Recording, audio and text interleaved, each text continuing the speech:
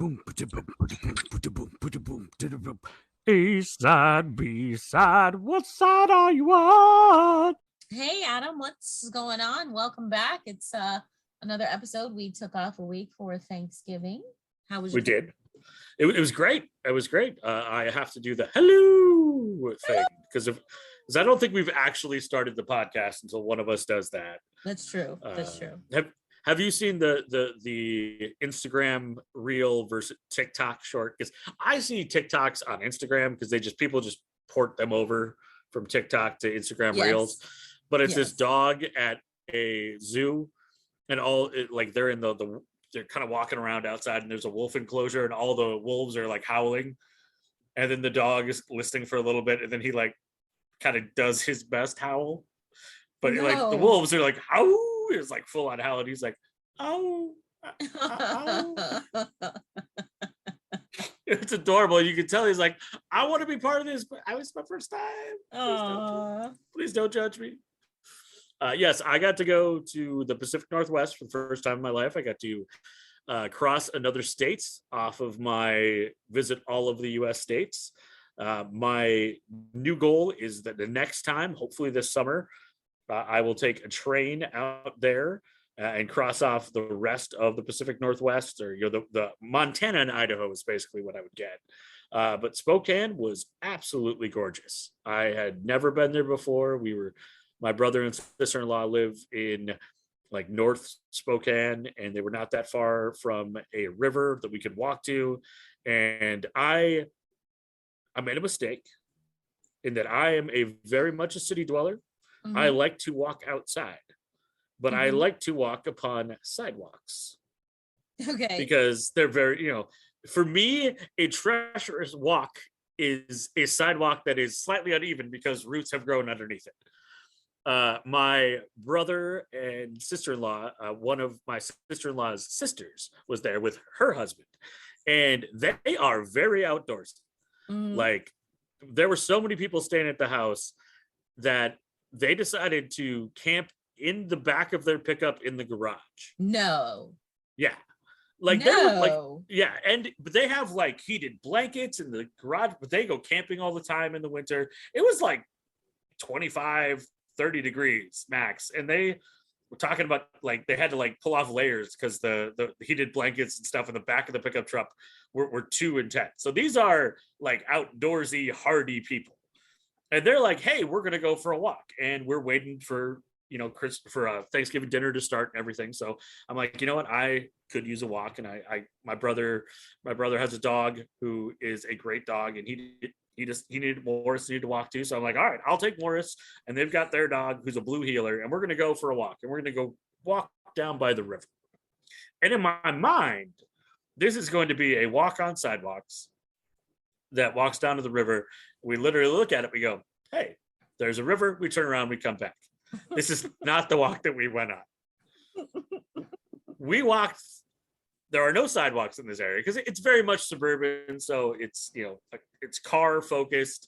You're out, everybody's got like giant trucks with 4x4. The Pacific Northwest, understandably, is very outdoorsy. Mm-hmm. Again, doesn't really mesh with my preferred city life. And we get down, the path itself was kind of paved. And then we get to the end of the path and there's a road. And directly across the road is the Spokane Rifle Club with lots of signs that say, do not enter, trespass. Oh, no. And you don't want to, you don't want, like, I feel like trespassing is, more often than not, it's one of those like, is it a crime? Like, okay, I walked through somebody's yard. Yeah, technically trespassing, but not a big deal. I am not going to trespass on a rifle club. No. Because they are uniquely qualified to take me out if they decide to. So we walk around the rifle club and we're about another quarter mile around. And all of a sudden, the brother and the sister and brother-in-law, my sister-in-law's sister and her brother-in-law, decide that we're going to go off-roading. So we are on a steep cliff that cuts down directly to the river.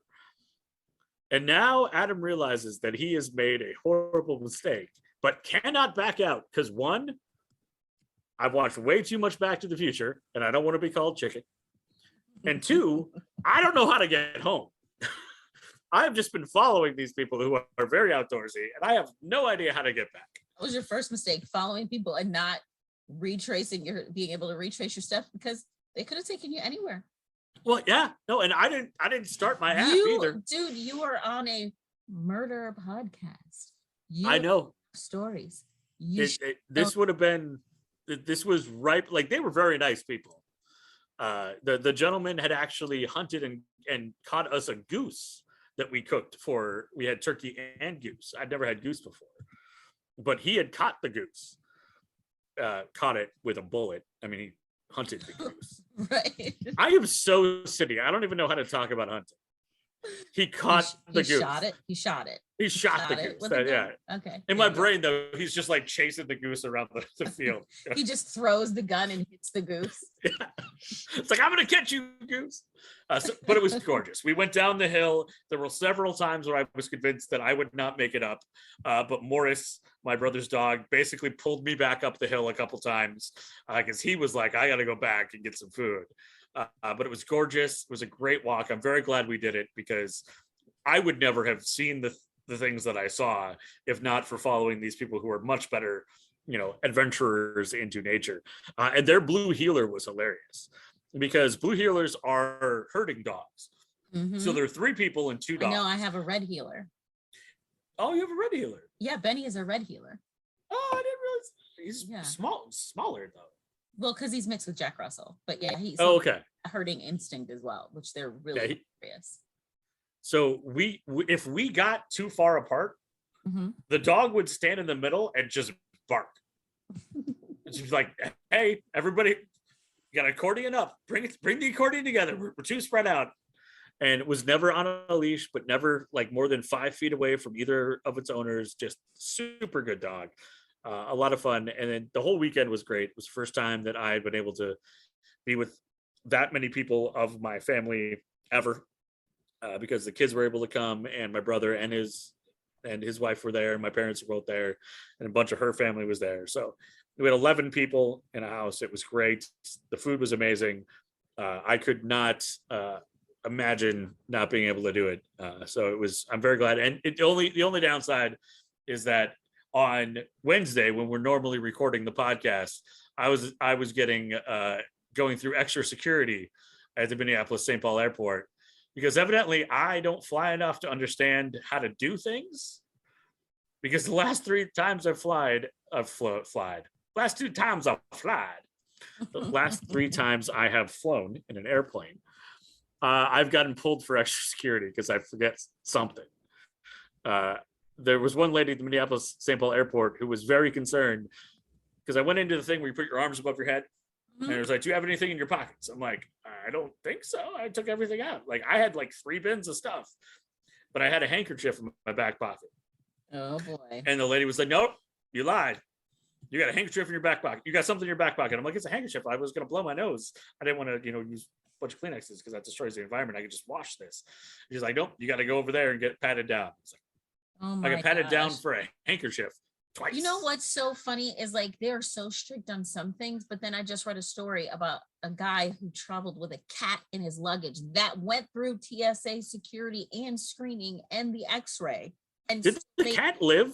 Yes. Okay, because I saw that headline and I was like, I don't want to read this story because I'm afraid this cat is dead. No, the cat lived, but it went through the X-ray machine and nobody caught it. It wasn't until another security agent saw fur sticking out of the top of the suitcase that he was like, hey, this doesn't seem right.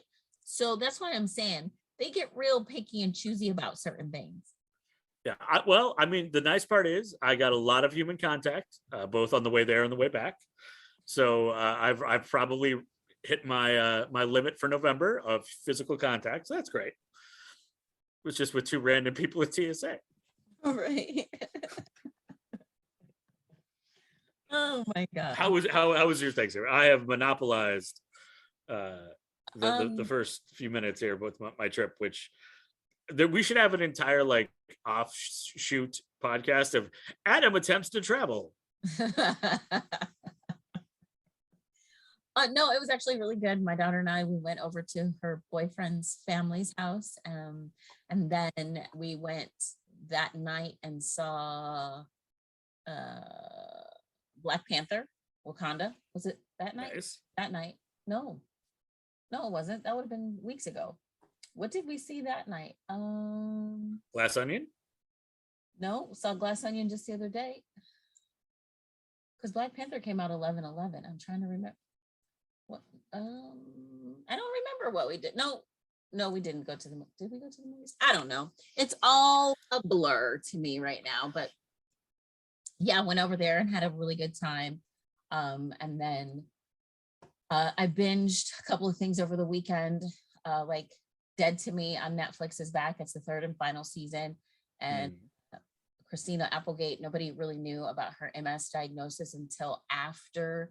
They were on the press tour for Dead to Me, and she, told everybody that she had been diagnosed with MS, and she had it while filming the last season. And of course, knowing that while watching it, you can tell, you can see it. Yeah. And I can't imagine how unbearable that must have been for her some days. But the show is great. If you've ever watched Dead to Me, absolutely need to watch the third and final season. I finished Atlanta. I did a lot of binging. Like I said, I finished Atlanta this week. But holiday weekends are perfect for that, especially Thanksgiving, because you're like, tryptophan kicks in, you're sitting on the couch.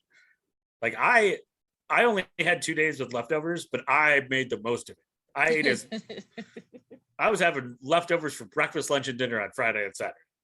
Yeah, it was great. And then of course, with it's after Thanksgiving, so the holiday movies start. Watched several holiday movies. Are they cheesy? Yes. Do I love them? Oh, 100%. Like the cheesier the better, because I'm like watching it, I'm like, this is so bad. And then I'm so wrapped up in it that I'm like, do they fall in love at the end? Of course they're gonna fall in love in the end. That's how every holiday movie ends. But ended up watching one with a brand new one with Lindsay Lohan, which is like, well, she's in a holiday movie now. Yeah, is this a Lifetime movie? No, it's on Netflix. I mean, Netflix is just trying to the Lifetime thing as well. They're like, yeah. we'll just this seems to be working for them, so we'll do it too. Yeah, it's so bad. It's good.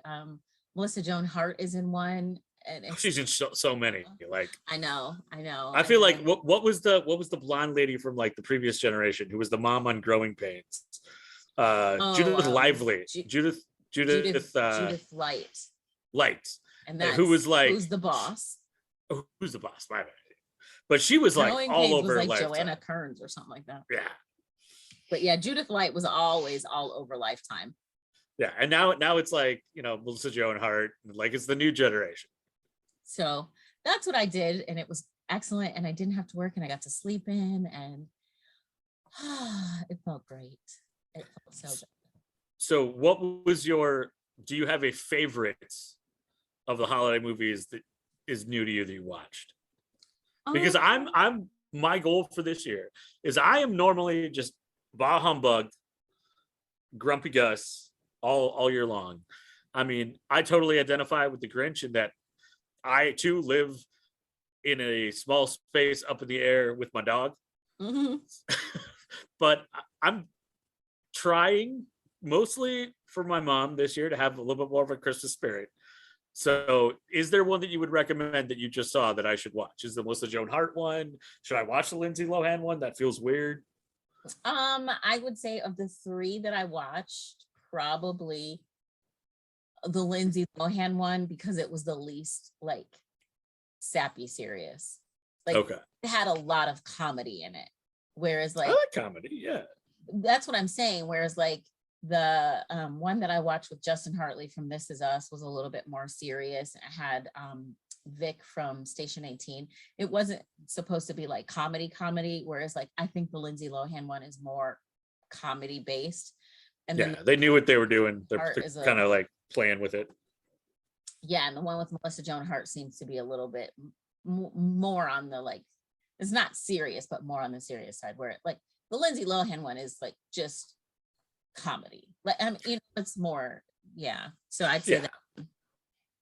And Justin Hartley is also known as the husband of the lady from Selling Beverly Hills, right?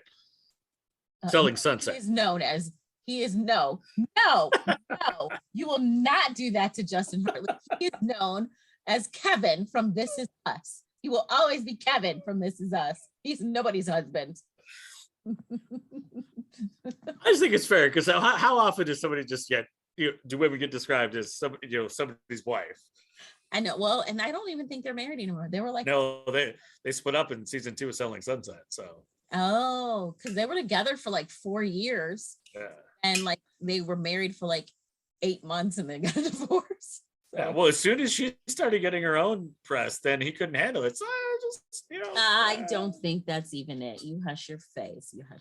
But anyway, all right. So this is episode 118.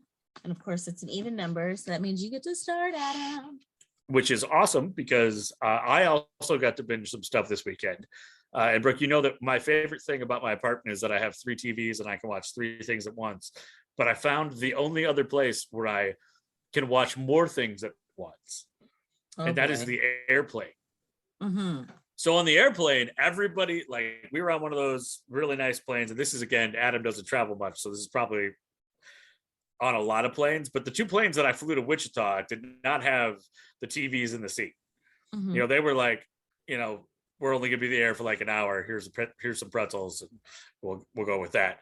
But the flight to Spokane, which was almost 3 hours, every seat had their own TV, which meant that I could watch what was on my TV. And then my 2 kids are to my right because I had to be on the aisle. I didn't get a window seat. I would have loved a window seat, but somebody else wanted it, so I didn't find it. I could see their screens. And then I could also see all of these other screens in front of me. So I can watch the show that I'm watching, but then kind of check in on all these other shows. And the best part was I wouldn't see, because I was booting up the show I was watching. So I didn't always see when they started the movie. So now I'm seeing like clips, little bits, and seeing like, and I'm trying to put it together, like what movie are they watching? And like, it was this like Jeopardy experience of watching other shows, but also like not really know what I was watching. There was a guy in front of me on the first flight who watched Bad Boys without closed captioning on, the original. And I did not realize how much of that movie I remember word for word, and I could watch the movie without subtitles. I know exactly what they're saying. Wow. That was a lot of fun. I had not seen, Tia Leone in that movie is amazing. It was also like very early on in like the Will Smith becomes an action hero thing. Like, is this going to work? So much fun, just super over the top. The scene where you've got the sergeant, their boss, who's smoking a cigar and playing basketball while they're trying to convince him to go after the bad guys is so absurd. And like, because he's not good at basketball. He's missing every shot. And you'd think like Will Smith plays a basketball player on Fresh Prince of Bel-Air. Like at some point you're like, he's going to grab the ball and shoot it. And he just never does. He does at the end, but it was like very strange, but so much fun. And I watched Mission Impossible, which was great. Fallout, like the 4th or 5th one. I can't even keep track. But it was great because I could watch all these other things. And it made me think, okay, wow, I want to figure out what they all are. And on the second flight home, I was like, okay, I did not realize how many parallels there were between Days of Thunder from 1993 and Ricky Bobby, the Talladega Nights. In fact, the gentleman who is Ricky Bobby's best friend is also in Days of Thunder, which I had completely forgotten about. So I was convinced that I was going to do an entire A-side. John C. Reilly has a bit part in Days of Thunder, and of course he's the sidekick and also at points the villain in Talladega Nights. And I was convinced I'm going to do this whole thing on similarities and contrast between Days of Thunder and Talladega Nights. And then I got back Saturday night, had to do a Mission Impossible thing to get my keys back, and I was very excited. Got to my apartment. The dog's happy that I'm back, but also still sort of annoyed. And I sat down and I'm like, you know what? I'm just going to stream something. And I've had this list that we've talked about of shows that I want to binge.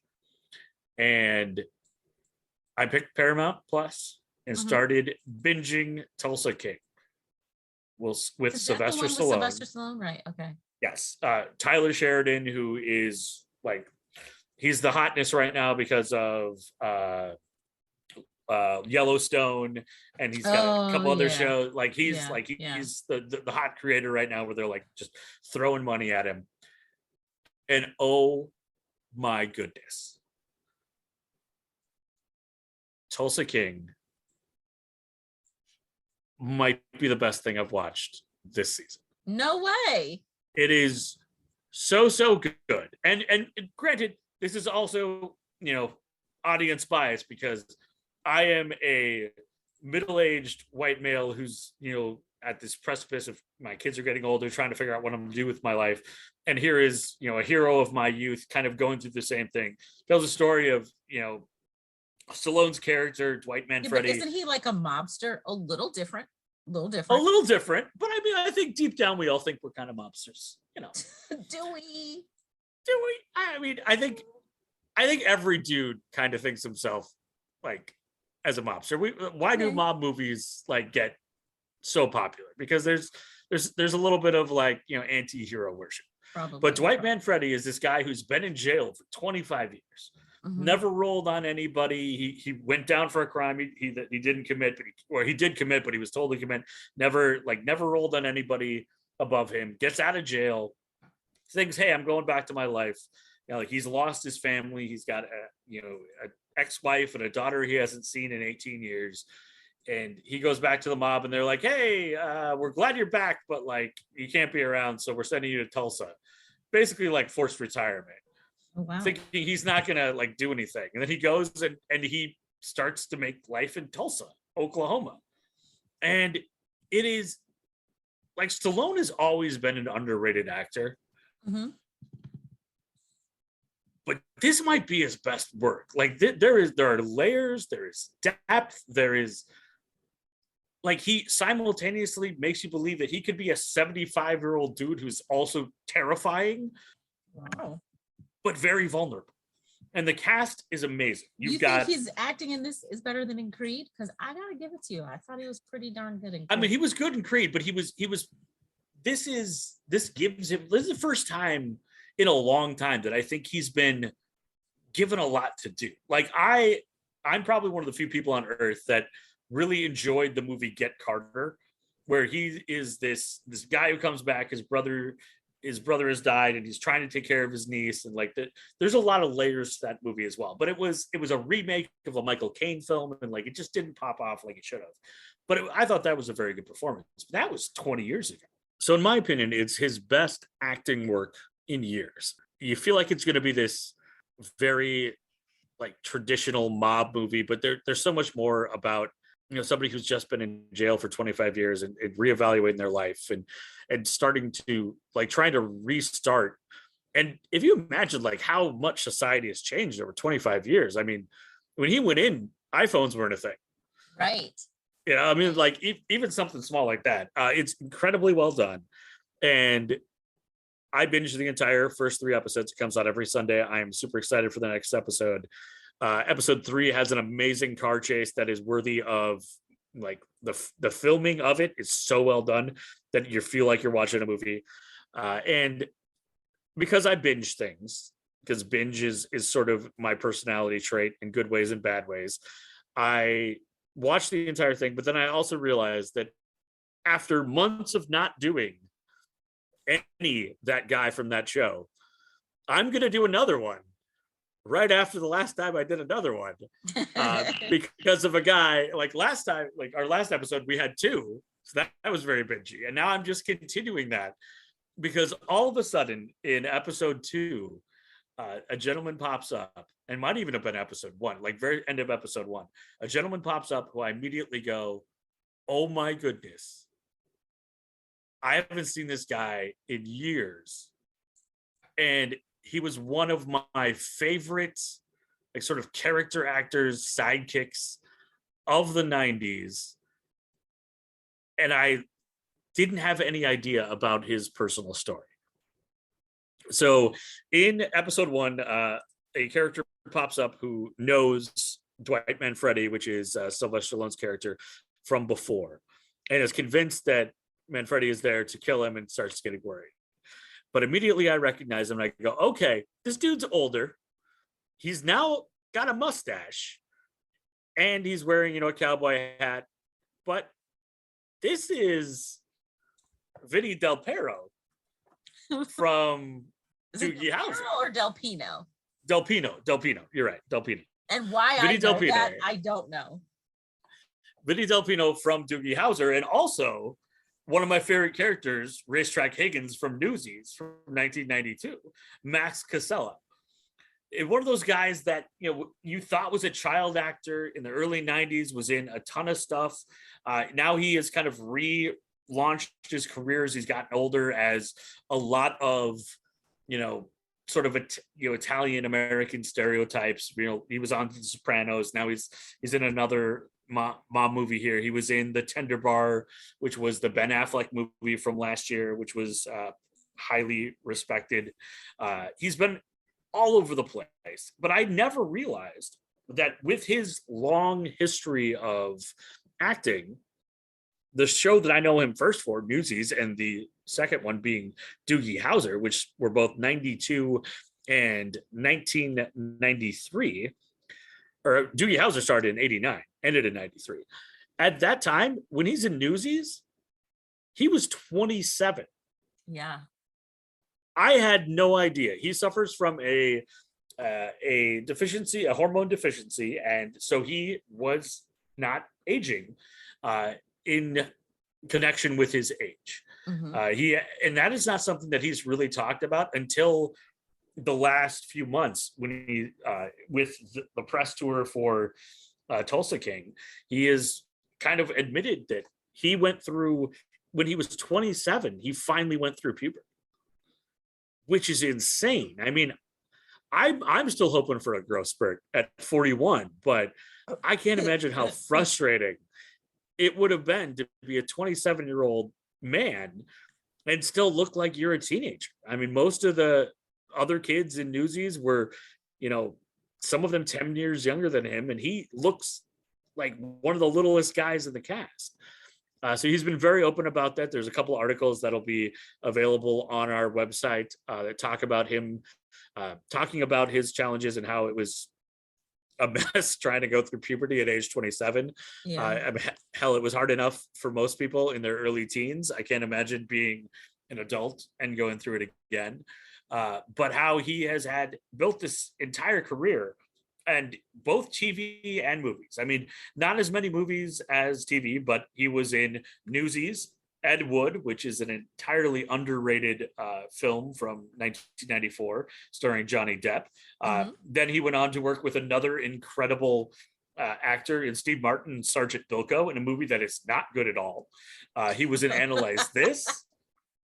He was in Inside Llewellyn Davis, which has kind of become this movie where all of these actors were in that have now become stars, like Oscar Isaacs and another, I believe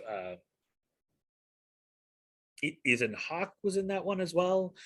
But popping up on TV as well with, Sopranos, where he became a big hit. He talks glowingly about James Gandolfini, as somebody who was incredible to work with, but also fought for everybody on the cast to get a raise when he got a raise, which is that's a pretty cool thing, and that's a good way for people to endear yourself to people when they're like, hey, you're gonna give me a raise, but you got to give everybody else a raise too. Granted, he's not gonna get probably the same level, right? But he was also in, but still, it's a pretty cool thing to do. He was in Hawaii Five-0, Boardwalk Empire, Ray Donovan, The Blacklist. So he's kind of settled into that, middle-aged Goomba cop, supporting character role, which, as we talked about in the last, that guy from that show, is something that I'm very much focused on right now, because I think that's my best best career playing, because I don't think I'm going to be able to play the Prince Dauntless, characters anymore, the leading man. But I can always be the guy who looks like he's a, criminal or a underboss in the mob, or like a guy who's working on a truck. He also had a whole career. He was Daxter in the video games Jak and Daxter, which I had no idea about at all. That was in the early 2000s. But he's talked a lot about his work on Tulsa King, where when he grew up, when he was a kid at 10 years old, he had a poster of Stallone from Rocky on his wall. Oh, wow. And so now he gets to work with Stallone, and he's worked with a lot of big names like Johnny Depp, Scorsese. He's worked with De Niro. He's worked with Leonardo DiCaprio. He's worked with a lot of people, a lot of big names. And he said and maybe this is, because right now the press tour is happening, and so things get said that you're trying to make get attention. But he said he was most nervous when he met Stallone, but Stallone was also the quickest one that he felt comfortable with. Oh, wow. Because Stallone, he said, he's just a blue collar guy. He respects work, and if you work hard, that's all he wants to do, and he doesn't put on airs. And all of a sudden they were just two people on the job, which I thought is pretty cool, because Stallone has always been this real, there's so much more to him than I think people realize. Because when I was a kid, I saw Stallone in Demolition Man, and after the Rocky movies, he was an action hero, but it was always one-liners, and he didn't seem like the smartest guy in the room. And then I grow up and I find out that he wrote the script of Rocky, and he fought, and people offered him, people offered him money to let them do it without him. I mean, he's got a great story. Yeah, he's got an amazing story, and he seems like a really interesting dude. And I am super excited about the next episode of Tulsa King, because episode 3, it feels like Max's character and Sly's character are not going to be good friends, because there was some stuff that happened in episode 3, and I'm trying not to spoil it because it is a show that is out. But they're in the trailers for the next couple episodes. There are a couple of scenes which I am very excited to see. And I think it's going to it's already been renewed for season 2. It is way better than I expected, and I really have high hopes for how it would continue. And I'm super excited to see it start, or to see the next episode come out, because I had just finished up Andor, which I thought was really, really good. And I loved the season finale. Was really good.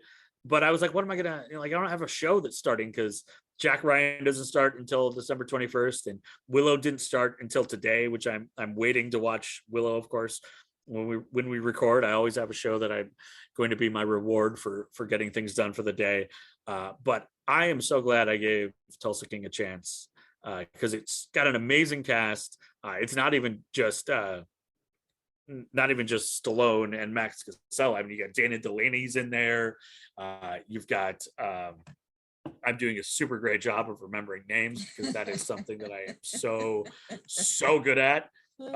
You've got Martin Starr, who always kind of plays like a druggy character, but now he runs a dispensary, which is so perfect. But he's so good. Garrett Hedlund is in it as well. Annabella Soria, who I have not seen yet.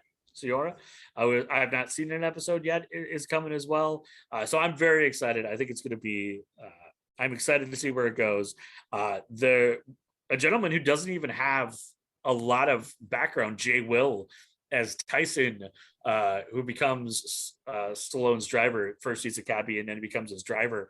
Their relationship is really interesting. There's some father-son dynamic. There's mentor-mentee. There's Stallone, Manfredi cares about the kid. He doesn't want to put him in danger, doesn't want him in this life, but also it was his first friend in Tulsa. And they do such a good job of building layers to all of the relationships. And I am very excited to see where they go. So check out Tulsa King. Max Casella is this week's that guy from That Thing. You can find out more about him and especially his journey with dealing with a hormone deficiency on some articles on our website. And Tulsa King, new episodes come out every Sunday on Paramount Plus.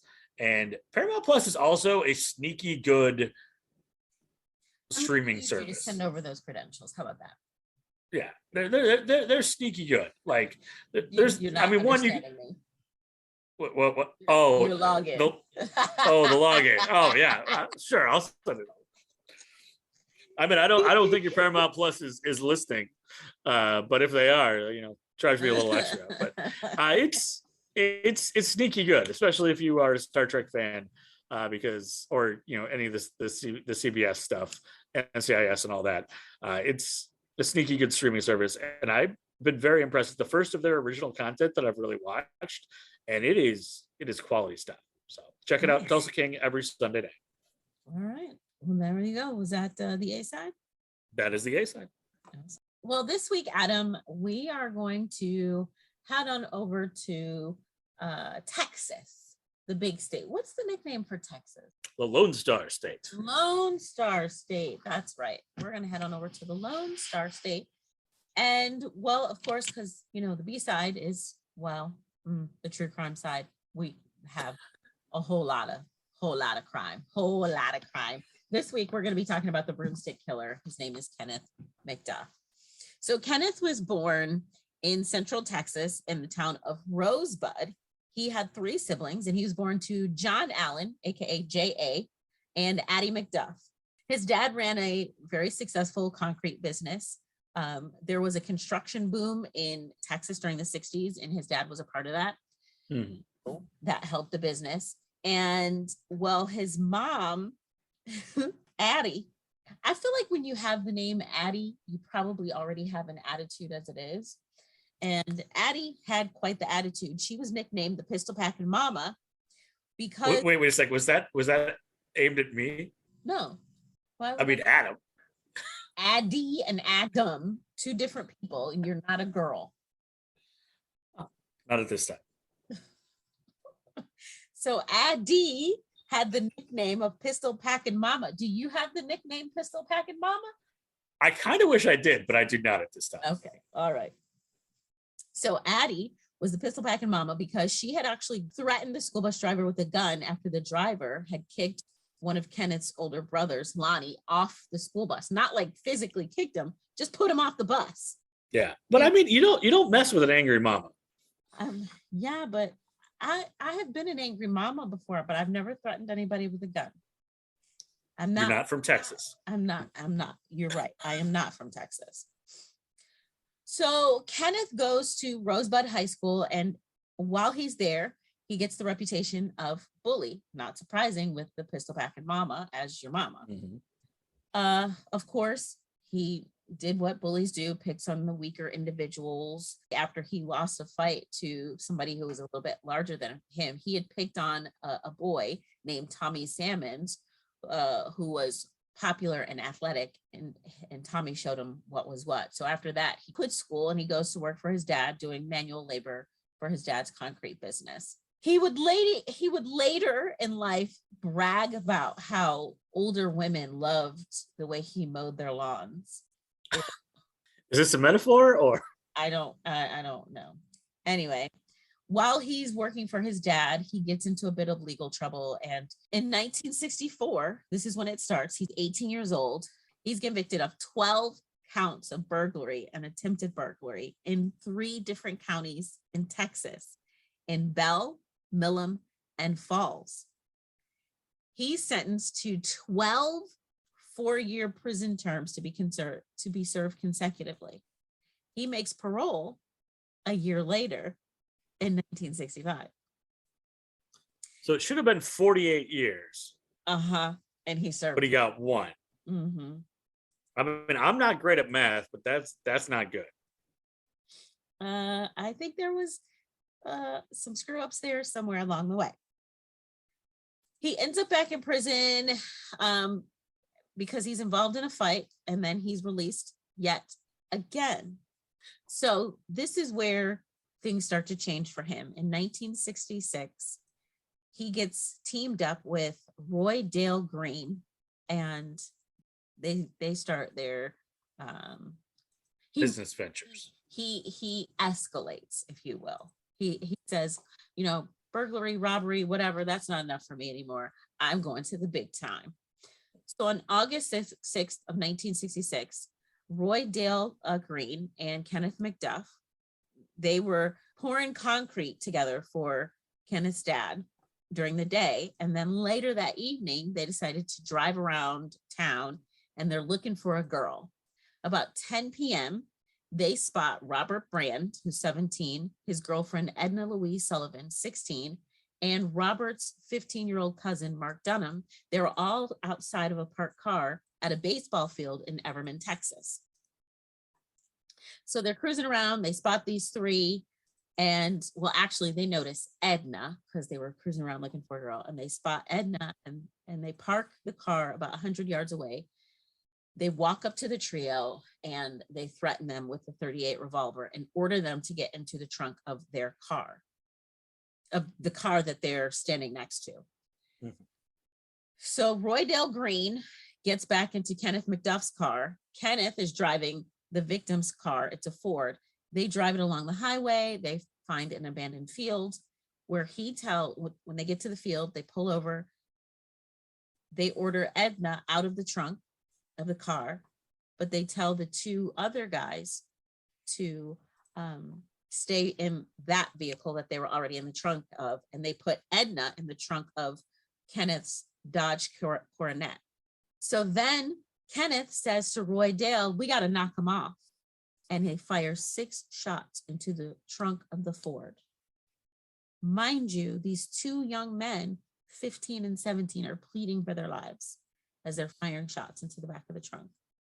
Then Kenneth tells Roy Dale, "Wipe the fingerprints off the back of the truck." They leave that field that they were in, and they take Edna to a different location where they end up forcefully having relations with Edna. After they have raped her, both of them have raped her repeatedly, Kenneth McDuff asks Roy Green, "Hey, I need something to strangle her with." So Roy gives him a belt, but that's not good enough, I guess, for Kenneth. He ends up finding a piece of broomstick in his car, and he uses that to choke and murder Edna Sullivan. So then after her murder, after her death, they take her and they dump her body in some bushes. They go to a gas station and they buy some Coca-Cola, and then they drive back to Roy Green's house and spend the night. The next day, Kenneth buries the .38 revolver next to Roy's garage, and they have a mutual acquaintance. His name is Richard Boyd, and Richard allows Kenneth to use his house to wash his car. I guess no questions asked. I'm not sure. The next day, Roy hears about the murders on the radio, and he begins to feel guilty. So then he confesses to Richard, their mutual acquaintance. He confesses to Richard's parents. Richard's parents tell Roy's mom. Roy's mom convinces Roy to turn himself into the police. Kenneth ends up, based on the information provided by Roy, who had turned himself in, Kenneth is arrested the following day by the Falls County Sheriff. His name is Brad Pamplin, and also the Deputy U.S. Marshal Thomas Parnell, T.P. McNamara Sr. So Kenneth ends up getting he goes to trial. He gets a life sentence, or he gets a death sentence. He's sentenced. It's Texas. They use the electric chair. He's sentenced to death in the electric chair. Whereas Roy Green, in exchange for his testimony, gets a 25-year sentence, and he ends up released in 1979. Kenneth, his death sentence was actually commuted to a life sentence based on some changes in Texas law. So once this happens, he hires an attorney who amasses this huge dossier of evidence that claims that Roy was actually the killer. Right. Kenneth ends up before a parole board.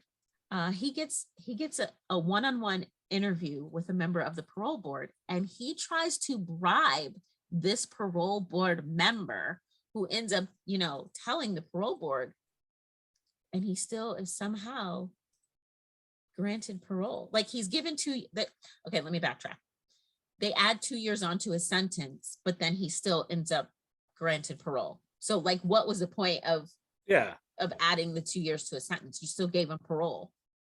It was just like, oh, well, we don't want you to do that, but don't bribe people, but we're still going to let you out, even though you murdered somebody so brutally. Anyway, so the parole board, some members of the parole board thought, oh, he can still contribute to the society, and they granted him parole, and he's released in 1989. I think part of that also was there was massive overcrowding populations in the prisons, but like, why would you not let people with less severe crimes go? I don't know. I'm not in the justice system. It just seems to make too much sense to me, right? Yeah, I don't know if maybe they didn't have better options, but this seems like a real bad option. He's one of 20 death row inmates and 127 murderers to be paroled. Thanks. So he gets paroled. So after his release, he gets a job at a gas station. He's making like $4 an hour. He starts taking classes at Texas State Technical College in Waco. Now, within 3 days of his release, it hasn't been proven, but it is believed that he kills again. When the body of 31-year-old Seraphia Parker is discovered on October 14th of 1989 in Temple, which is 48 miles away from Waco, right off the I-35. He's not, like I said, he's not charged with that murder, but they truly believe that it's connected to him, that he's the murderer. He does end up back in prison because of a parole violation for making death threats to a young African-American man in Rosebud, Texas. Remember Rosebud? Because that's where he was from. Mm-hmm. Rosebud. So, pistol packing mama Addie pays $1,500 plus an additional $700 to 2 Huntsville attorneys in return for evaluating her son's prospect of release. On December 18th of 1990, guess what happens? He gets released? He gets released again. On the night of October 10th of 1991, he picks up a sex worker named Brenda Thompson in Waco. He ties her up, but there's a police checkpoint on the road that he wasn't counting on. So he stops about 50 miles from the police, or 50 feet, from the police checkpoint. So as a police officer walks toward his vehicle, she's repeatedly trying to kick the windshield out of the vehicle. She's like kicking it. She even cracks it several times. Well, obviously, this becomes noticeable to the police officer. So he accelerates real quick. He drives at the officers. They even have to dive out of the way. 3 of them in report say they had to dive out of the way to avoid being hit. They, of course, chase after him, but he turns his lights off. He's traveling the wrong way down one-way streets. So he eventually, they lose him. And unfortunately, sex worker Brenda Thompson loses her life as a result. Her body was not discovered for several years, not until 1998. 5 days later, on October 15th of 1991, Kenneth and a 17-year-old sex worker named Regina Deanne Moore, aka Gina, were seen having an argument outside of a Waco motel. Well, shortly after the argument, the two are in Kenneth's pickup truck. They drive to a remote area beside Texas State Highway. They drive to a remote area beside the Texas State Highway near Waco. He ties up her arms and her legs, just as he had done with Brenda. And unfortunately, he kills her as well. She had been missing from her home for 7 years by the time her body was discovered on September 29th of 1998. Again, it's taking so many years for her body to be discovered. We'll find out why here in a second. Kenneth is also believed to have murdered Cynthia Renee Gonzalez, who was 23 years old at the time. She was found dead in the creek bed near County Road 313 in a very heavily wooded area a mile west of the I-35 on September 21st of 1991. This was 6 days after she was reported missing from Arlington, Texas. So he teams up with a partner again. He has an accomplice, Alva Hank Worley, and Kenneth and Alva, they find Colleen Reed, who actually was a Louisiana native, on December 29th of 1991. Kenneth and Alva drive to Austin to a car wash where Colleen is. She's there washing her car, and they kidnap her in plain sight. Like, witnesses see what's happening. They call the police. Unfortunately, the police arrive too late. They've already gone and they can't find them. Good grief. Yeah. So Alva Hank Worley, in an interview in April of 1992 with the Bell County Sheriff's Department, admits that he and McDuff raped and tortured Colleen Reed. They tortured her with cigarettes, but he says he had nothing to do with the murder. He testified that he and Kenneth would actually drive around looking for drugs, and Kenneth would point out women that he wanted to take. And that day it happened to be Colleen Reed. After Colleen Reed, Kenneth's next victim was Valencia Joshua, a sex worker who was last seen knocking on Kenneth's door. He unfortunately strangles Valencia on February 24th, 1982. Her body is discovered about a month later on March 15th at a golf course near their college that they went to. Remember, when he got out of prison, he enrolled in college. Next was Melissa Northrup, who was a 22-year-old store clerk at the Waco Quick Pack. This was a store that Kenneth had actually worked at one point. She was the senior manager's wife, and Kenneth had developed this weird like obsession with her. He'd even said like out loud on multiple occasions that he wanted to, quote, rob the store and take her. She's pregnant when she goes missing, and when she doesn't come home from her shift, her husband gets extremely concerned. He contacts police, reports her missing. Again, obviously he knows who did it, because he's got to tell police, look, this man's obsessed with my wife. He's talking about robbing the store and taking her. Well, yeah. Further adding to this is the kidnapper, quote unquote, took $250 from the register along with Melissa. Of course, he's a suspect because he was seen in the vicinity, and because of what he did during the investigation. Before her body was found, a college friend of Kenneth's told police that Kenneth had actually asked him for help to rob the store. Yeah.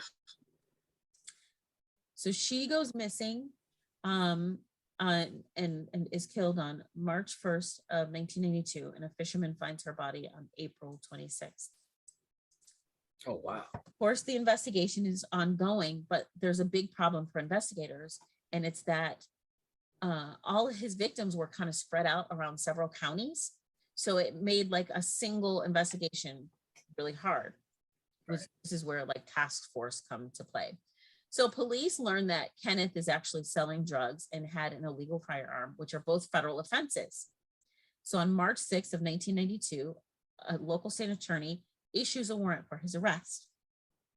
In April of 1992, Bell County investigators bring in Alva Worley for questioning on the basis that he was an acquaintance of Kenneth McDuff. Alva Worley admits to his involvement in the kidnapping of Colleen Reed. So he's held in the Travis County Jail while police continue looking for Kenneth McDuff. So Kenneth had actually fled Texas at this point, and he's moved to Kansas City, Missouri, where he gets a new car and a fake ID, and he starts working at a refuse collection company, a garbage company, and he's living under the name Richard Fowler. Okay. On May 1st of 1992, a coworker is watching TV. His coworker's name is Gary Smithy. He's watching Fox. Remember the program, America's Wanted? That was like a weekly watch for us on Friday nights. And they actually caught a lot of people. Oh, yeah. For what it's worth. Oh, like, yeah. Oh, yeah. So they're watching America's Most Wanted, and Gary Smithy is like, this new guy at work looks a lot like this McDuff guy who's on this program. So he talks to another coworker about it, and, they're like, maybe we should call the police. So he does. He calls the Kansas City Police Department. They search Richard Fowler's name and find that Richard Fowler had been arrested and fingerprinted for soliciting sex workers. So they compare the fingerprints for Richard Fowler to those of Kenneth McDuff, and they find that they are the exact same. So on May 4th of 1992, a surveillance team of 6 officers arrest Kenneth McDuff as he's on the job. He's driving to a landfill in the south of Kansas City. The arresting officers are U.S. Marshal Thomas Parnell McNamara Jr., his brother, U.S. Marshal Mike McNamara, Sheriff Larry Lamplin, whose father had actually arrested Kenneth McDuff in 1966. Kenneth McDuff becomes America's most wanted's 208th successful capture. That's a lot. A lot. So Kenneth McDuff is indicted on 1 count of capital murder for the murder of Melissa Northrup in McLennan County, Texas on June 26 of 1992. During the trial, where he actually tried to represent himself, he's extremely rude and disruptive. He's found That's guilty. never a good idea. Like, why do people do that? Why do people do that? He's found guilty. In Texas, juries get to determine whether or not an individual that's convicted of capital murder receives life or the death penalty. So he's convicted of death. On February 18th of 1993, the jury says, yep, death. He's then tried for the death of Colleen Reed, even though her body hasn't been found yet. It's based on the strong circumstantial evidence and the eyewitness accounts. He's sentenced to death in her trial. So after his arrest in Texas, they actually overhaul their laws to make sure that people like Kenneth aren't able to get out on parole. They also improve the monitoring upon release system. The new laws that they put in place become known as the McDuff laws. I mean, maybe like don't parole a guy after you just added 2 years to a sentence. I mean, that's a good first start. Probably a good start. So there's a bunch of delays, there's appeals and all this stuff. And finally, an execution date is scheduled for Kenneth McDuff. He is put to death on November 18th of 1998 by lethal injection. He's buried in the Captain Joe Bird Cemetery, which is also known as Peckerwood Hill in Huntsville, Texas. Prisoners that are buried there are those whose families choose not to claim their remains. His headstone contains only his date of execution and an X, meaning that he was executed by the state of Texas. His death row number 999055 and his death row number. His last meal, according to death row chef Brian Price, was a hamburger that was made to look like a steak. And there you go. There you have the horrific crimes of the Broomstick Killer, Kenneth McDuff, and the justice that was served. It is, I don't know, maybe laws have changed, but it is always amazing to me how many times in our stories on the B side, somebody will have been caught at a young age and paroled. Yeah, and then they get out and then they commit all these horrific crimes that totally could have been stopped had they been kept in jail and had the system work like it was supposed to.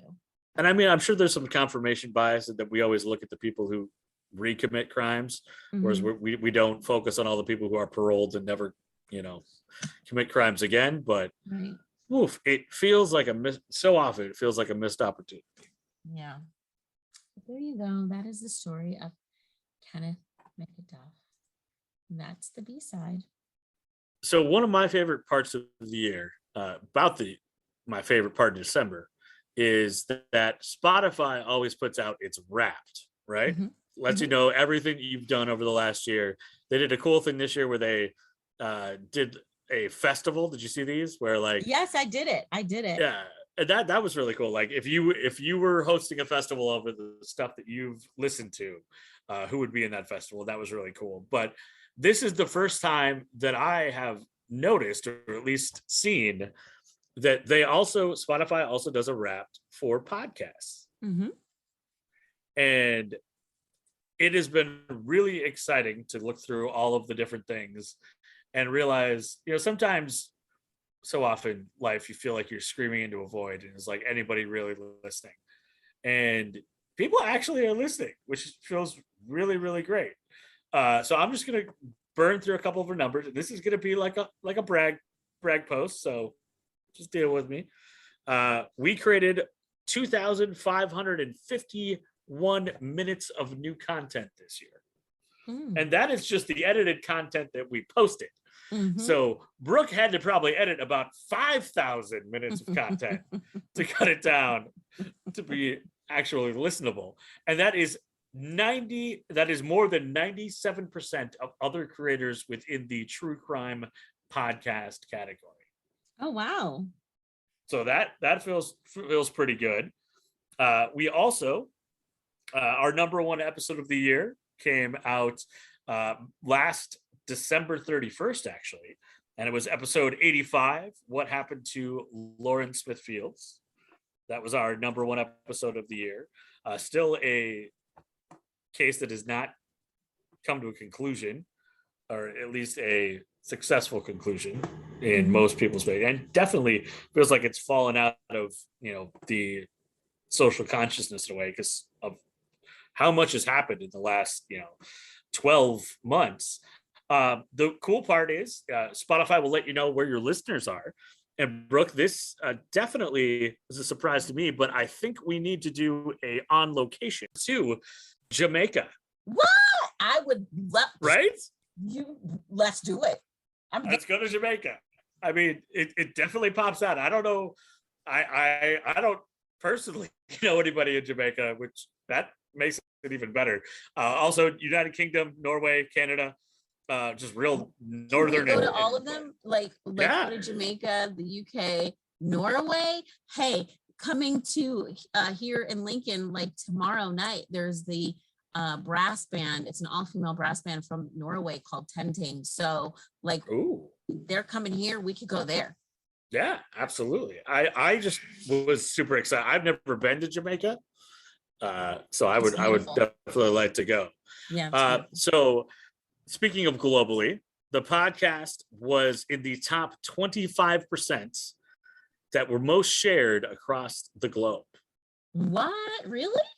Yeah. No, I know. These are all numbers that I have not told Brooke yet because I'm very excited about this. So 14% of our listeners actually follow the podcast, which does give me an opportunity to say, if you're listening, you can always subscribe and follow by going to our website, asidebsidepodcast.square.site. You can go to the Spotify link and click that follow button. You'll never miss an episode. You go to any of the other streaming services, you can click that follow. Would be great. It is awesome that we have 14%, but I'm kind of shocked that we don't have more people that are subscribed of our listeners. That means we get a lot of people that are listening and choosing each week to come and listen to us without getting a reminder. And that's amazing because if I don't get a reminder to do a lot of stuff, I don't do it. Like I have so many alarms set on my phone for those like regular stuff, like shower, brush teeth, because I'll forget. So I don't know how people remember to log in to check out the newest podcast without a little reminder. So make sure you like and follow so you'll get those reminders.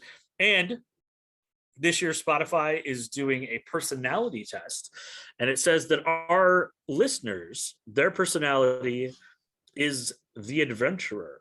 Ooh. They venture out into the unknown, searching for fresh podcasts and gems yet to be found. So thank you, adventurers, for joining us on this journey and making sure that we continue to do it. I will say that honestly, this wrapped. I mean, I love the one personally, but I kind of expected that stuff. We have seen a lot of growth in the last year. This is one of those things that like makes you want to keep doing it. Our listenership grew by 146%. Wow. Over the last year. Oh my gosh. Right? We had 22% more streams, 18% more followers, 5% more hours listened. So it's growing and we thank you. And this is not like, this does take work, especially because Brooke's got to edit all this and I talk like crazy. You folks don't even know about all the things that she has to cut out. But it is incredibly... That's so exciting. Thank you. Yeah, it gives, I don't know. I don't want to be like, talent show part of the beauty pageant, but you're the wind beneath my wings right now, people. And I appreciate that. You know what? I'm actually glad you did this because there are weeks where I'm like, come on, Adam. He's like, I don't know. And I'm like, no, you're doing it. 6 o'clock, we're recording. Let's go.